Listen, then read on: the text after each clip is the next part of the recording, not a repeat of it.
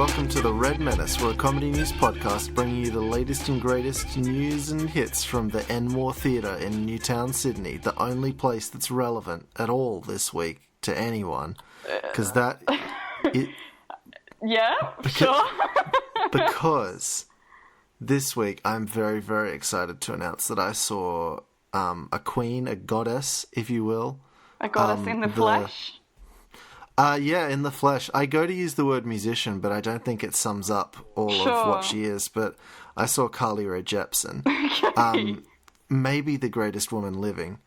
Or dead. Any historical figure, I think, is eclipsed by Carly Rae Jepsen. She's just that important. She's just that, Alison, she's so fucking good. Like, I've been to some good concerts in my time. This one was handily the best. Literally the only Carly Rae Jepsen song I know is Call Me Maybe. So I'm just gonna, in my mind... Shut your fucking mouth, In my Alison. mind, she played Call Me Maybe about 30 times. Which, I mean, she played it... understandably, I'm sure that would be a great show as well. Well, I mean, it's a banger. Sure. She played that song one time. About 5 songs in. I assumed she'd save it for the encore, but she was like, nah, I'm burning this early on. Just get it done. And I was like, that's how you know this is going to be a good show, is when they burn the big hits 5 songs in. Sure. Alison, and all of our listeners, I'm going to request that you listen to the album Emotion, spelled e.mosh.shin. Mosh? Mosh is spelled M... Just like emotion with the dots in it. Sure. It is one of the best albums of the decade. Just like hit after hit after hit. Run Away With Me. Give Me Love. Emotion.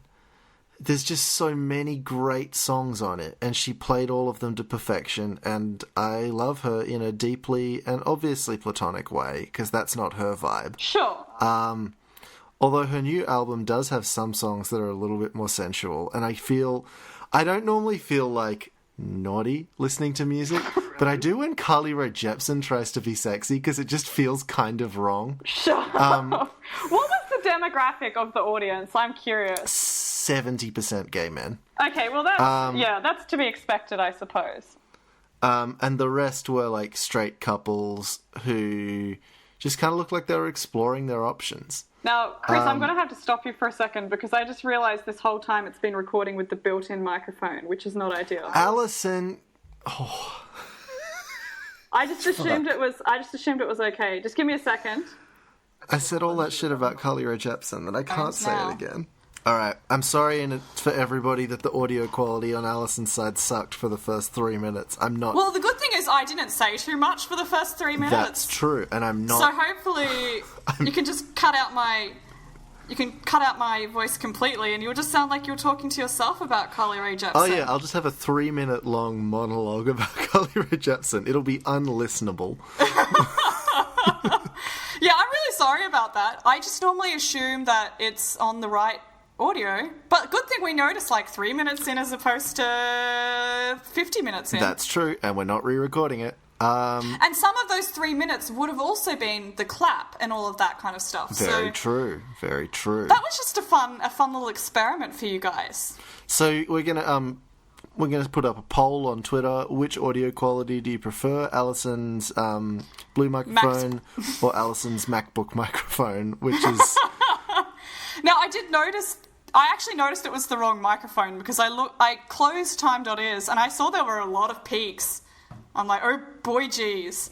And then I'm like, oh, that's because it's not the proper microphone. You're like, wow, this sounds makes like a lot of sense. This looks like a horror show for Chris later. Oh, well, let's just let him... this looks great. Let's let him go for a bit. But I didn't say too much at the start. That is true. Anyway, Carly Rae Jepsen, the demographic was mostly gay men, which I think is to be expected at most female pop star shows. And I'll say this, gay men are maybe the best kind of people because they just dance with so much enthusiasm. And everyone... Maybe it's a good tactic. It's a good tactic. Everyone knew all the words to all the songs, and I realise you don't know any of the songs because you haven't heard them because she's criminally underrated. Well, I probably have heard the songs, but I may not even know it's Carly Rae Jepsen. Because kind of like, when songs play on the radio, I just don't pay any attention to who it is or what the song is. I just know, oh yeah, that song was on the radio. If you hear a song on the radio and you think, ooh, this is a good song, statistically it's probably by Carly Rae Jepsen. So, like, Okay. just go with it. If it's like a metal song, Carly Rae Jepsen. I'd listen to it. I mean, I wouldn't doubt that she'd probably be able to produce some decent metal if she really wanted to. What have you been up to this week? Working. I've just gotten off a 6-day work week. That's disgusting. Which has been, it's been quite full. And watching a bit of Netflix, as usual. I did watch a new show on Netflix, as opposed to rewatching the same shows again.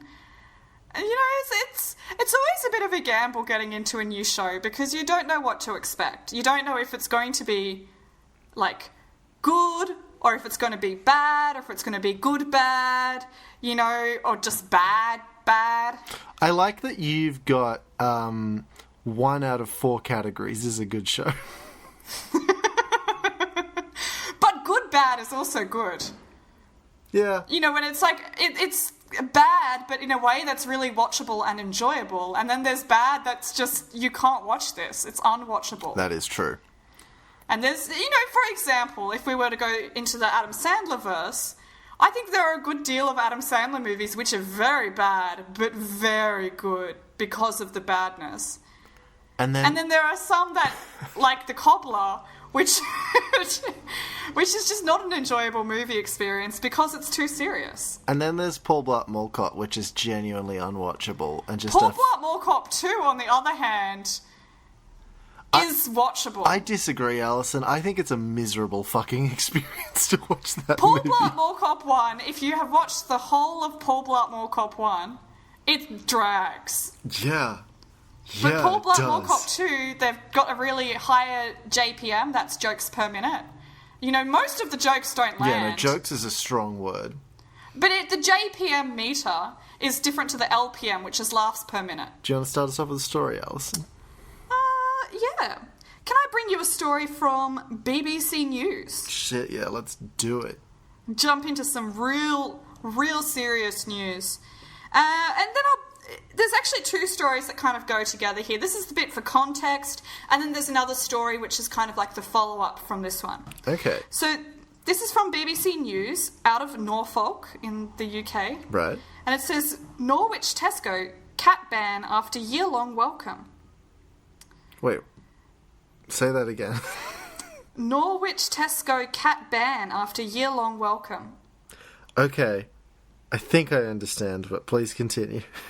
What's your understanding of it based on this series of words? So, Norwich, I'm going to assume is a place. Tesco, I'm going to assume is a store or some sort of facility. They had been inviting cats in for one annual period, and then they, due to reasons which I'm sure will be explained, have expelled all of the cats. It's Presumably, just one cat. It doesn't say cats ban. It's just one cat. Damn it. I liked the idea if they were like, bring in all your cats, and then people did that, and they were like, oh no, there have been consequences to this. It's one cat called Pumpkin. That's a good cat name. And Pumpkin, there's a picture, the first picture of the article is Pumpkin sitting looking rather sad outside the closed door of what I assume will be Tesco. Which is not ideal for the cat. Poor Pumpkin. So it says, the owner of a cat that has been banned from a Tesco store after walking its aisles for a year says she is a little confused by the decision. Jo Harding said her male ginger moggy, named Pumpkin, had visited the Thorpe Marriott branch in Norfolk most days as it was close to their home. But, as the Eastern Daily Press first reported, the 6-year-old pet had now been banned from the shop. Tesco said a food store isn't the best place for a cat to be. Now, personally, I'm just throwing this in, I'm editorialising here. I would disagree. I think a food store is a great place for a cat. From the cat's perspective, I'm sure it's an excellent place. Yeah, it depends whose perspective we're looking at it from here, right? Are we looking at it from the customer and like the food safety perspective, or are we looking at it from the cat's perspective? And which is the villainous perspective? Which is the dark side of this particular I've spent a lot of time around cats because cats are just everywhere on the street in this city. And I would say probably the cats are not the villains. No. That does make sense. At this stage of my life. You know, I've moved on from thinking cats are evil. I feel like cats are basically like the brooding lead of an anime series. Like, cats are anime boys. This is my hot take. It depends on which anime it is, because if it's like a shonen anime, it's definitely a dog, because all of those guys are really like happy, full of energy. If it's a more like psychological or a little bit more dark, then yeah, it's probably a cat. Let me rephrase it. Cats are basically the protagonist of Neon Genesis Evangelion. Okay, I can see that. Yeah, like, they are very, like, frightened and very, like, haughty and very, like, I don't want to talk to you. But then you put them in the big robot and it's like, oh, wow, they're actually really good at this big robot. And also, if you look behind their eyes, they have a lot of deep, complex psychosexual thoughts that will be explored over a 22-part anime series. Well, I don't necessarily want to know what psychosexual thoughts that cats are having, because I can't imagine they'd be great. I mean, no. You know, I can't imagine it would be very... I don't know. I just don't want to know. I'm not a furry. It's not what I think about. Anyway, so, yeah, Miss Harding said, I would often pop in after work, see him lounging around and say, come on, Pumpkin, come home for your tea, and he would trot after me. Oh dear. She said she set up a Facebook page for the cat several months ago, as people kept posting pictures on community groups asking whose cat it was, and I got fed up saying he was mine. More than 500 people are members of the closed group. Miss Harding said he was a little confused by the ban. I've no idea why Pumpkin's been asked to leave now, she said, adding, they say he's banned, but I'm not sure how they're going to keep him out. That was going to be my question, actually, was how does one enforce a cat ban? Because if I am... I'm not sure cats understand the concept of not being allowed to go in a place. If they can get in there, they will go in there. And I don't know if you've met a cat, but to continue this anime theme, they are the closest thing to a ninja that exists. Like... Yeah, they do tend to seep through cracks. They don't follow the laws of physics, as Charlie Kelly would say. Cats are liquids. Like, yeah. And they can bounce like 8 times their own body height, which I can't do. No, I personally can't do that either. It would be fucking sick if I could do that. I wish I had cat legs. That would be a wonderful thing. It's just occurred to me that cats have all of the powers of the villain from Terminator 2. Well, maybe the cats are the villain. Maybe, perhaps, in Terminator 2, is the villain a robot? Yeah, but it's like a liquid metal robot.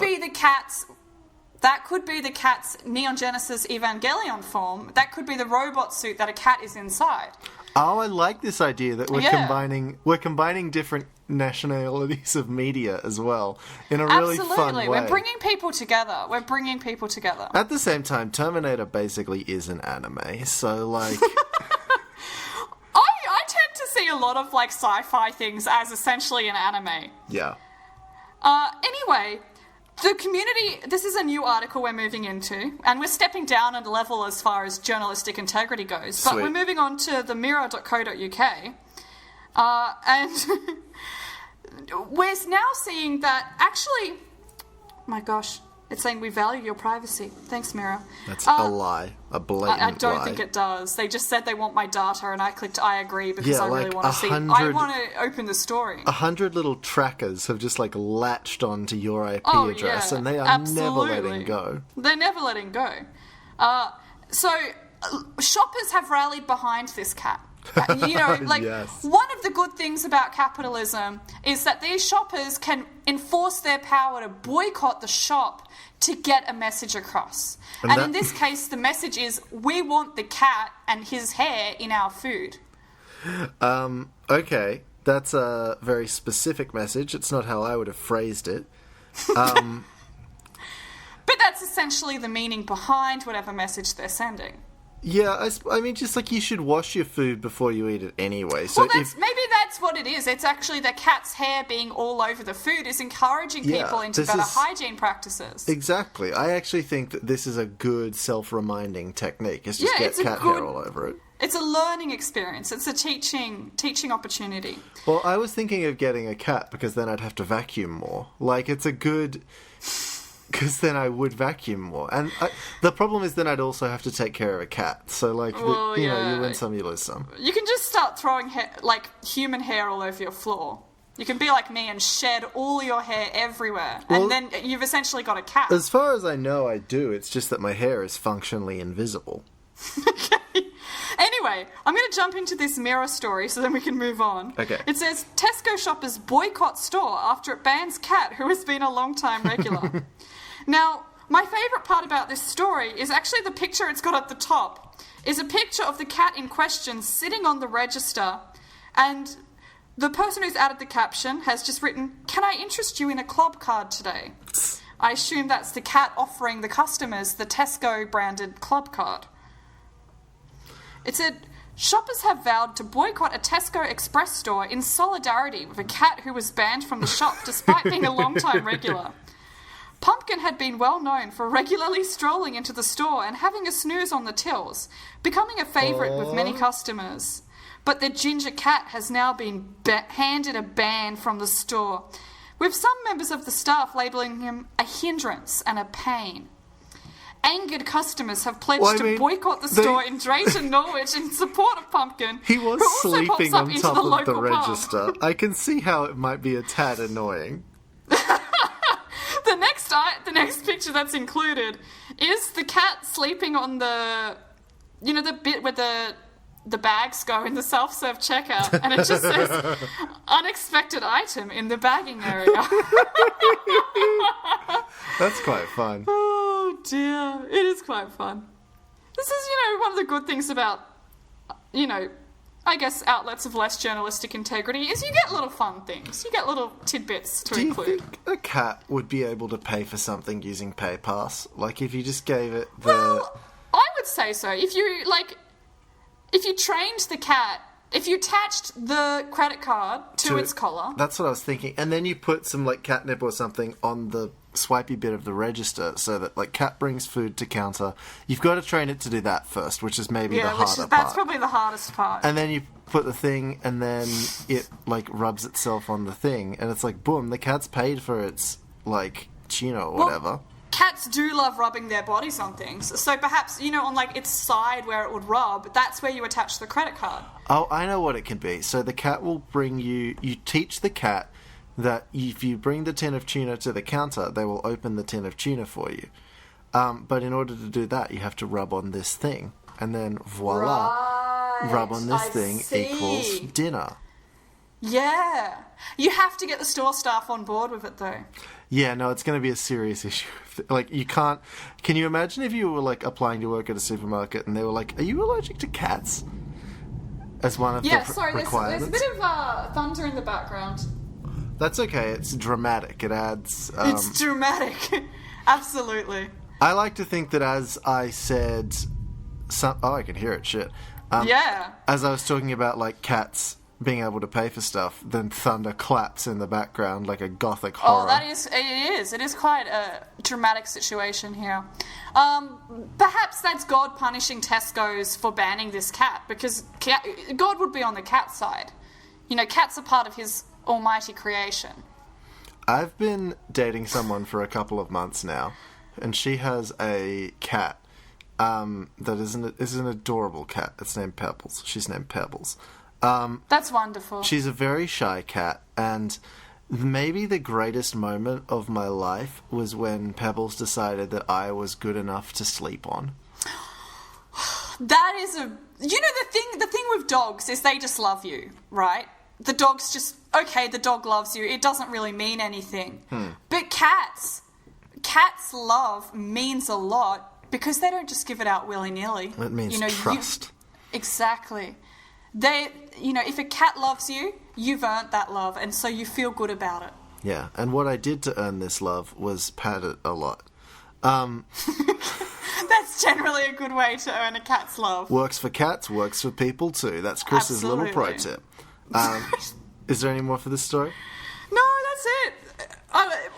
I mean, at the moment, the customers are boycotting Tesco to try and get the cat allowed back in. So let's stand in solidarity with them. If you live near this Tesco and you happen to be listening to this podcast, don't go there. Don't go there.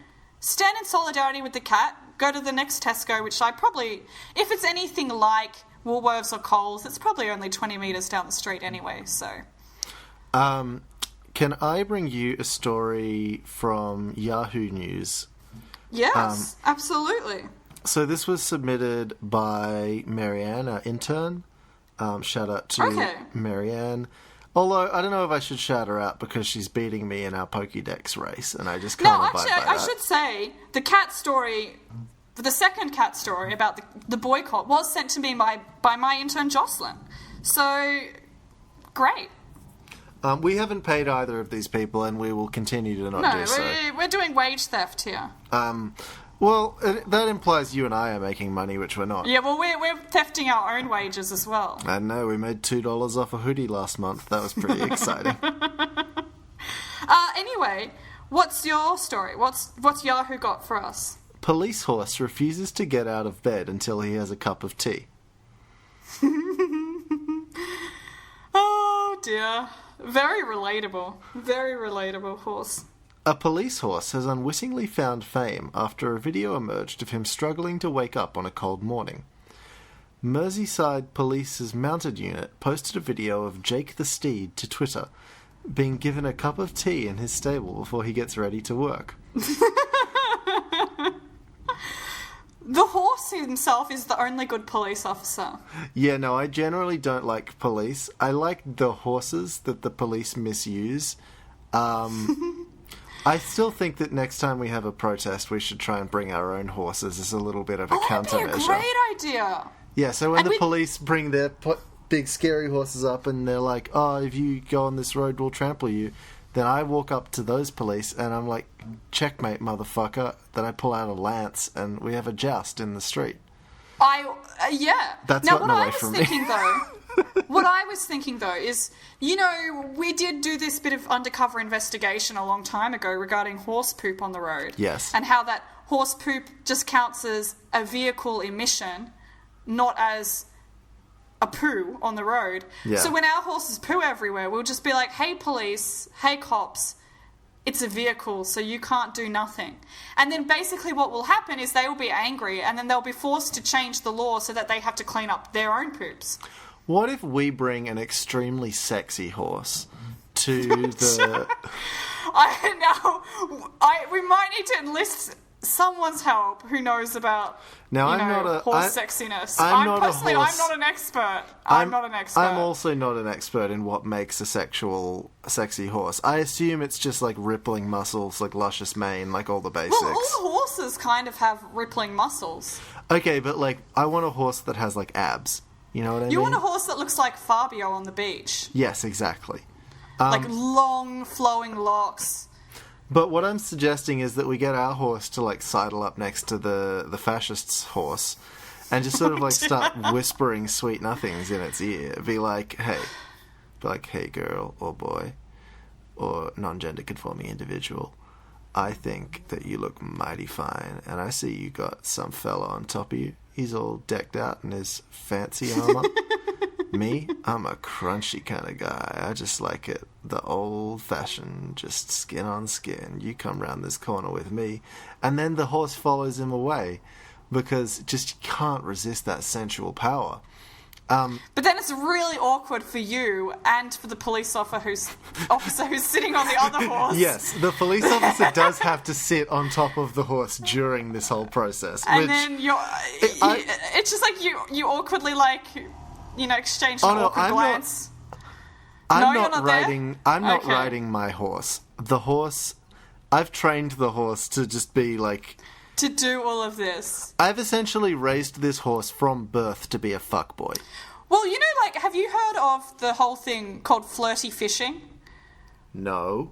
Okay, well, there's a lot of context to this. Anyway, there's a particular Christian adjacent cult in the United States which uses flirty fishing, which is when they send their sexy young females and sexy young males out onto the streets to be sexy and flirt with people to get them to come to the church. So I'm not sure where I was going with that, but essentially what you're doing is you're training a horse to do flirty fishing to other horses. I am taking the techniques pioneered by awful cults. By Christian-adjacent cults in the United States. Yes. And I'm going to apply it to horses to fight the police. I think that is maybe the best case scenario use of this. Of this tactic. Exactly. Yeah. Let me continue reading the article that I forgot about. We've gone really off track. We have, but that's our brand. So, Jake refuses to get out of bed until he is brought a warm cup of Tetley tea, the mounted unit said. Specifically Tetley. Apparently. Either that He's a brand snob. Either that or the cops are being paid by Tetley. Once he has drank this, he is ready for the day. The video shows the mug being placed on the ground of his stable before he sucks out the contents with his long tongue. Oh, God. What a weird boy. The heartwarming footage has been retweeted more than 1,000 times, with people comparing it to their own Monday mornings. We are all Jake, one commented. So funny. Does Jake take his tea black or with a spoon of sugar? Another joked. Others suggested he needed biscuits to go with the beverage. Or is that just a genuine question asking about the horse's tea preferences? Oh, but Alison, you don't get it. It's like a pretty deep joke, because what it is like having the tea black or with a spoon of sugar, that's like what people do, but Jake's a horse, so like I get it, Chris! Yeah, like it's funny. I get it now. Thanks for explaining. Police horses still play an integral part in modern-day policing, providing specialised support to frontline police, assisting in crowd control at protests, sporting events, and major occasions, like New Year's Eve. Fuck off, Yahoo. Yeah, I don't think we needed that explained, did we? The mounted branch has the skills to reach spots that are hard to access and has assisted police in both urban and rural searches for missing persons and has helped in the past with searches related to evidence gathering. Now, everything I'm hearing right now is that the person who wrote this for the Yahoo News needed to meet a certain word count and to also make it... So they Googled the police horse, went to the New South Wales Police website. All of the facts about police horses they could find on the website to kind of pad out the word count. Because by this time they've assumed you've stopped reading because you've seen the funny video of the horse sipping tea. Which, to be fair, I had not read that article past the headline before I started, and it was exactly what I hoped it would be. It was a little horse drinking tea. Yeah, this is just an insight into how professional I am with this podcast. Sure. That's all of it, FYI. I think we've spent too much time in the UK, so I'm going to take my next story from Australia. Do it. If you don't mind. I do have another UK story somewhere, but I'm going to jump right into this one from the Ballarat Courier. Fuck yeah, Ballarat. Well, I assume it's Ballarat Courier. It just says the Courier. But, yeah, it's just the Courier. Let's hear what's happening down in Bazaranga. It's okay. Well, this one doesn't have a writer, but it just says Bridge Mall shop displays offensive word in front window. I'm just going to take a guess, and I think the word is piss. No. All right, well, please continue. Take it a step up. Fart. It's a few steps up from this one. Like, it's a genuinely... Yeah, anyway. Does it say whoopsie? Yeah, it says oopsie daisy. Please continue. No. This bit is dead. Yeah. So we've got the shop window. The picture is of the shop window with the offending word on there. But I'm going to get into the story. It says, a beauty salon in Ballarat has come under fire for prominently displaying an offensive word in its front window. Underland Beauty Salon says it is standing by its decision to display the pillowcase with the phrase, "Good night," C word, on it. So it was really the top of the pile in terms Yeah, of the it was cusses. really the top of the pile, despite receiving a number of complaints. So the picture is of the pillow in question, and it's of a beautiful silk pillowcase with the words embroidered, "Good night." Can't go there. Is there a comma? No. Because, okay, there's a few different... It could have well, yeah, you could read that in a few different ways. This could mean. It could be good night, you C word, which is just insinuating, like, in Aussie larrikin speak, that's just like saying, buddy, good night, buddy. Pal. It could be addressing a woman's genitalia. It could be saying, like, good night to your vagine. That's also an option. That's all two of them that I can think of, honestly. Well, if there's not a comment there, it could also be saying... It could just not be an imperative. It could be just giving a statement on a fact. If there is a comment there, it could just be listing them. It'd be like this. Here's the two things that are going to happen tonight. Good night, comma, the next bit. The next part. I'm scared to say it because I've said that word exactly one time on this podcast before, and I didn't hear the end of it from my mum for like 6 months. It's not an ideal word at this point. No. I mean, sometimes I've said it in real life, but I don't want myself on the record saying that at this stage. I'm confident you and I have both said that word We've on this show before. We've probably both said it at some point. But right now, I don't know why. You're just not feeling it. I'm just not feeling it right now. I feel like, just because the story has it prominently in it, I'm just gonna... Well, the story's got it censored. So, there you go.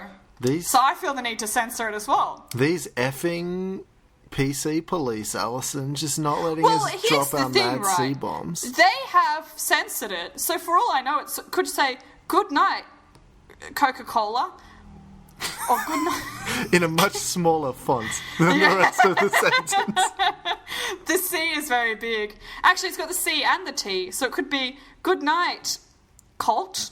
Good night. Okay. Good night, can't. So again, it could be like, good night. Sorry, I can't go to sleep. Good night, can't. Can't do it tonight. Yeah. Oh, no. Absolutely. It could be cent, like 50 cents. Good night, cent. Oh, that's true. Maybe there could be a very small S before the C, so it's like, good night, and here's a nice hors Well, sure. It could be like their nickname for their boyfriend, 50 Cent. Hey, good night, Cent. It's a very niche market for... it's one potential buyer there. Do you think that there are 49 other cents? Well, probably. Do you think that he's the 50th one? I would guess so. I like to think that they weren't all rappers, though. Like, there were people in different... Like, I think, 42 was like a blacksmith.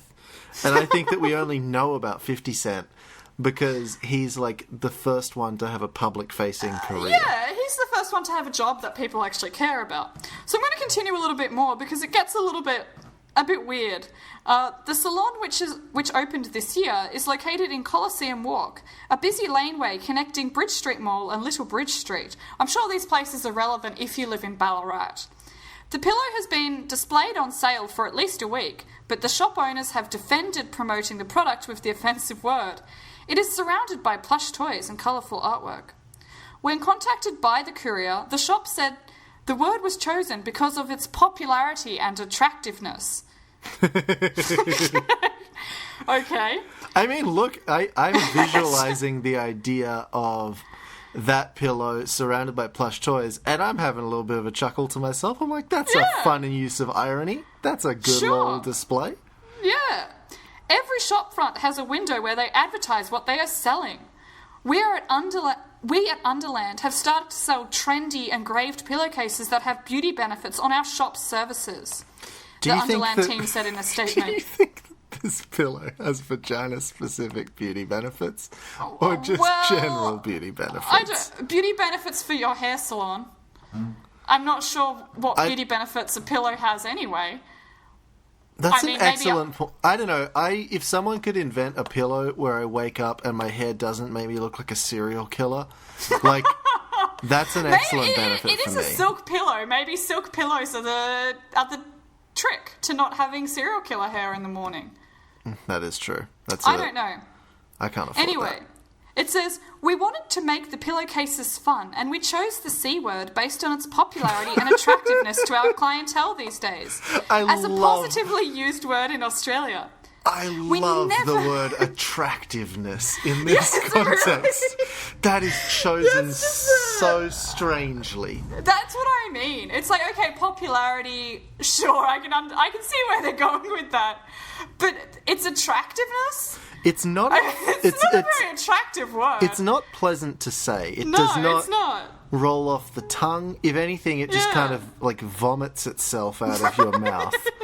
Like, when I say it, if I don't say it in like a thick, affected, like country kind of accent, like you won't say it like this, I feel less weird about saying it. Like, oh mate, I'm not going to do it because we've established the protocol. But like, I think it would sound a lot less weird in that voice than it does in my regular voice. Exactly. In my regular voice, it sounds a little bit out of place. It's not a common word in my vocabulary. Look, there are a lot of swears which are common in my vocabulary. Shit. Oh, the F word. So many great cusses. Oh, yeah, absolutely. But this one, it's not common in my vocabulary. It's not a natural part of my vocabulary. I really I like butt. Yeah. I'm a big fan of wank. That's a good cuss word. I'm a big fan of zoinkies. Zoinkies. Oh, Alison. Zoinks. Zabadoo. I don't think I've ever said those words. When I was a teenager and I was used to trying to... when I was a teenager and I used to try and sound British, I would say the word bollocks a lot. But I haven't said that in a long time in a ironic way. That's true, because bollocks is just functionally bullshit. I like that we, as a society... when something is bad, we're like, it's a cow's excrement. But the English are like, it's human testicles. Like, that is their bad. That's their level of... Like, that's their, like, you don't want to be exposed to that. Well, I mean, yeah, fair enough. I forget where I was even up to in this story. It says, we never intended to have our pillowcases up forever, as our products we sell and advertise in the shopfront are changing all the time. We are a unique salon that offers unique experiences unlike any other salon in the Ballarat area. And that's another reason why the pillowcases suit our shop's unique taste and experience. This is so aggressively wanky, but like, I fully support them being allowed to have this pillowcase. Like, I think this is a good... it's a product they sell, I guess. Yeah, like, this is advertising. I'm mostly anti-censorship. It depends on my mood. But I think this is fine. I swear a lot. No slurs. There's no slurs in it. If it had, like, a nasty word or, like... good night racial slur... then I'd be opposed please to no. it. I would be very, like, get out of here. But this is just good night nasty cuss word, and I love a good nasty cuss word. Fair enough. But obviously the people of Ballarat don't, because this is one of the comments which I thought was really funny that someone had left. They said, I do think when it is now school holidays and Santa is going near your store, it is very inappropriate. The Bridge Mall has enough negativity from the public now without adding to it, one user commented. So there's a lot to unpack here. Firstly, this commentator seems to believe that Santa would be offended by cuss words. I like to think there's probably a lot of cuss words coming out of Santa's mouth at all times because he seems like a very busy, stressed out man. I think that Santa might be an incel. Oh, well, he does have a wife, Mrs. Claus. Does he? I feel like we've never seen her. I feel like all we've heard is... Mrs. Claus is his girlfriend from Canada that you haven't met because she goes to a different school. Yeah, is that what you're implying here? It is. I think Santa, like, goes out to, like, a bar or whatever and meets a lovely young woman and, like, they get talking and he's like, do you want to come back to mine? And she's like, yeah, okay, where is it? And he's like, well, we've got to get on my sleigh and then it's, like, 7 hours. And then she's like, I don't... No, thank you. And then Santa gets... And he's like, on the way, by the way, we have to drop off some toys at some kids' houses, so... And then she understandably says no, and then Santa gets really mad about it. Like, yeah, he's very angry. And he blames women for this instead of, just thinking about maybe moving somewhere a little bit more practical that's not literally the top of the world. I would say somewhere on the equator. Maybe it doesn't suit his, clothing type. But somewhere on the equator might be... Oh, no, well, it's all equally far from everything. But no one lives on the North or South Pole, really. No, and if you lived on if you're on the equator, you're kind of you've got a little bit less travel to do. And, self-improvement is so important, and I feel like Santa could really benefit from trying to loosen up a little bit and not stick to these... Santa should live in Bali. Yeah, he should go to Kuta and party down. He's got all these, he deserves it. rigid deadlines that he's got to... Well, one rigid deadline that he's got to stick to, and, I just feel like he needs a holiday and he needs to chill. What if we didn't do Christmas this year so Santa can just, have a holiday and go and do a bunch of ecstasy in Bali? Great idea. Now, the other thing I want to unpack here is this sentence, which opened up a lot of questions for me, Chris. It says, the Bridge Mall has enough negativity from the public now without adding to it. What is the drama in Ballarat at Bridge Mall? I think that people just walk down the street in Ballarat and just look fucking miserable, man. I think that they walk into this mall and they see, a subway and they're like, ugh, a subway. They walk through the mall and they're like, Dimmick's bookshop? Who fucking reads? Ugh, sanity? Ugh. Ugh, CDs for dorks. Give me some vinyl. And then they see a vinyl store and they think, I'm not going to support this music industry. Yeah. And then Ballarat definitely has a JJ's and a Supre, and they're the two clothing options for females. Maybe they've been set on fire several times. Well, I don't know. I mean, I could have Googled and found that out and found out why Bridge Mall has a negative view.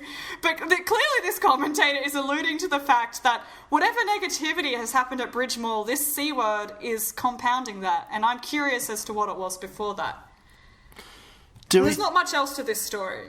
To be fair, Ballarat has the same weather as Melbourne, and if you've ever been to Melbourne, you'll know that it's constantly grey and miserable. So, maybe this person's just the sky hates us already. Why do we have to be mean to each other? Yeah. Let me see if I can find one last story. See if I can get just, a little one. Sure.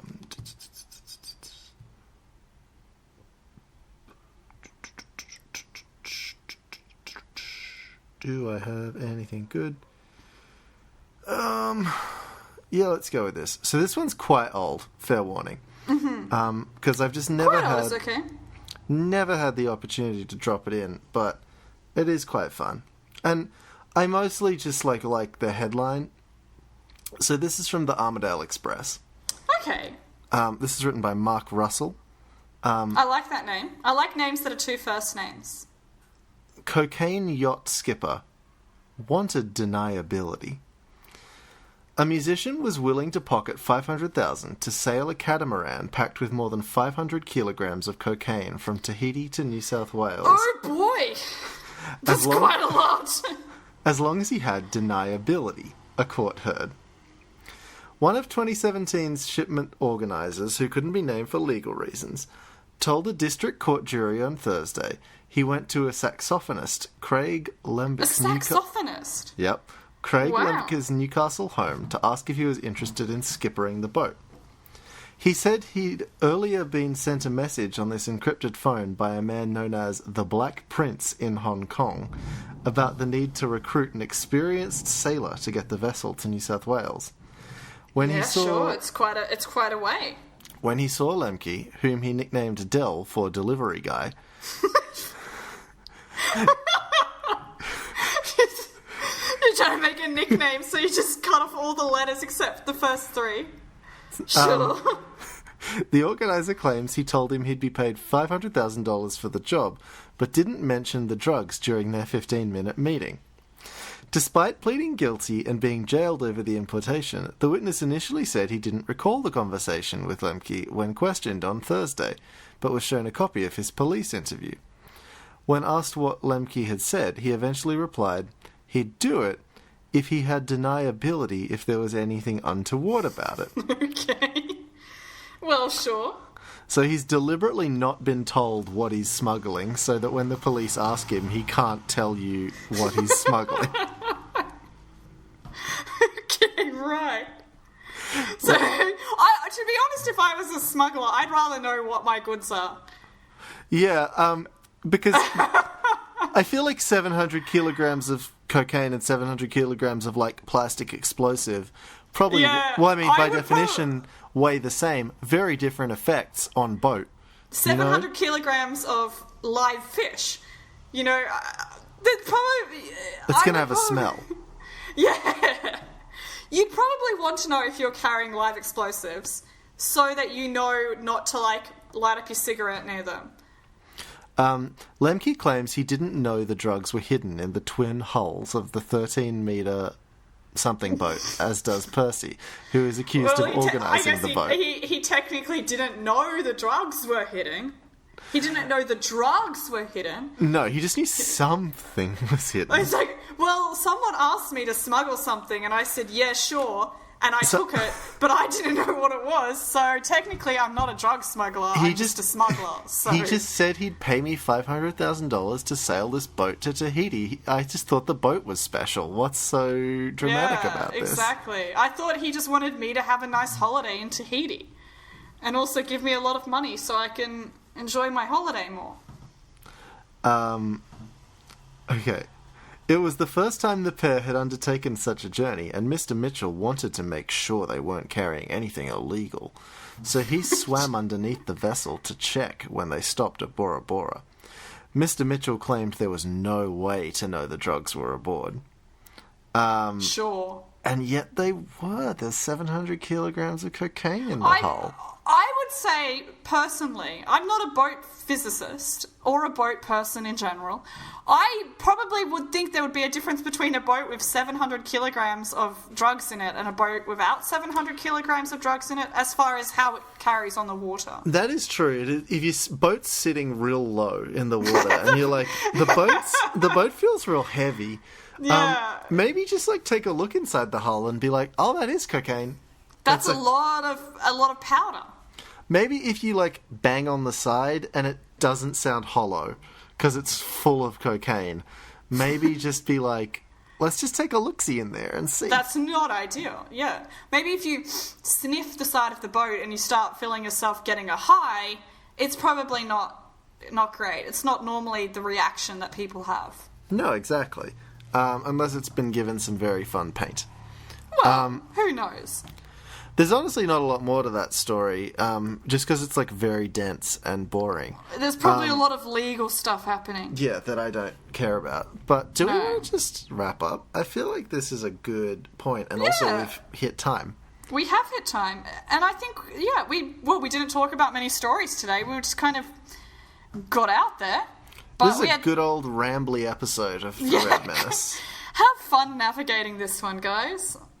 We've given you all the news that matters for the week. My last story came out in September. Well, mine were all from this week. Thank you, everybody, for listening. You can find us on Twitter or Instagram at Red Menace Cast, or on Facebook at The Red Menace Podcast. You can find our merchandise at tpublic.com. Please recommend the show to your friends. It really helps out. If every single person who listened to the show got one person to listen to the show... We'd have 2 listeners. Okay. Alison. Why did you say that? Don't tell them. Don't tell them that it's just us clicking on it 100 times. Don't tell him that. Don't tell the one person who listens to this show that. Him or her, you know... I mean, both of the people who follow me, talk to me on Twitter are dudes. Anyway, well, one of them is the one listener. You'll have to fight between yourselves to figure out who you are. Hi, Nick. Hi, Stephen. Thank you for listening to our show. Please make more people listen to it. We love you guys. We love you guys. Good luck and good night. Farewell.